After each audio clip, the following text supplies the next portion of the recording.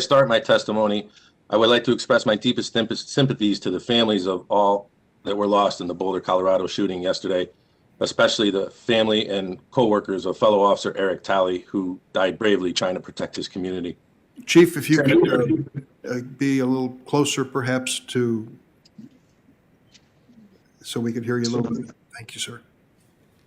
Chairman Durbin, Ranking Member Grassley, and distinguished members of the Judicial Committee, thank you for inviting me to testify today. My name is Fernando Spagnolo, and I am the Chief of Police for the city of Waterbury, Connecticut. I have dedicated most of my adult life to public service, sworn to protect the people and uphold the Constitution. I am honored to testify before you today on common sense solutions to prevent gun violence.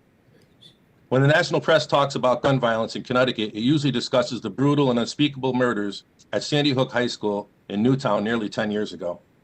The events of that day and the loss of those young children and their teachers shook this nation to its very core.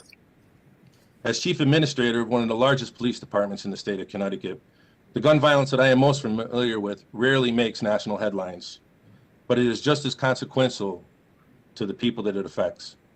The toll of daily gun violence that disproportionately affects Black and brown communities in cities like mine across this country is a serious problem, and it requires serious solutions.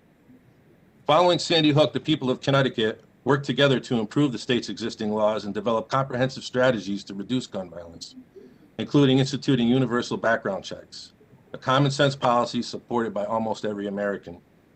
As someone who is responsible for the safety of men and women in uniform, ensuring that all individuals getting a background check before a firearm can be transferred and ensuring enough time is provided for that background check is a top priority of mine. We also expanded the state's assault weapon ban and outlawed sales of new high-capacity ammunition magazines. Likewise, we've heightened protections for victims of domestic violence in Connecticut after Lori Jackson was murdered by her estranged husband with a gun he was able to purchase even though he was under a temporary protective order. A woman is shot and killed every 16 hours in America by a current or former romantic partner, and this is something that needs to be addressed. Most recently, we passed Ethan's Law, a common sense measure that requires guns to be safely stored if children might have access to them. This is a law named in honor of Ethan Song, a 15-year-old boy from Guilford, Connecticut, who died unintentionally when shot with an unsecured gun. Nationwide, nearly 4.6 million children live in homes with access to unsecured and loaded guns, and 8 children are unintentionally shot with an unsecured firearm daily. These policies have been built off Connecticut's existing gun laws, including the nation's first extreme risk law, known in our state as a risk warrant. This allows law enforcement officers to petition a court to temporarily separate an individual from firearms if they pose a risk of imminent harm to themselves or others.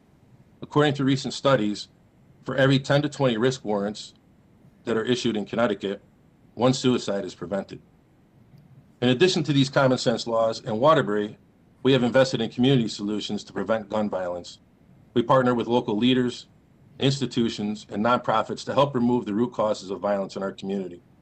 This includes youth violence prevention programs, one-on-one mentoring programs for high-risk youth, and providing mental health and substance abuse recovery services to members of our community.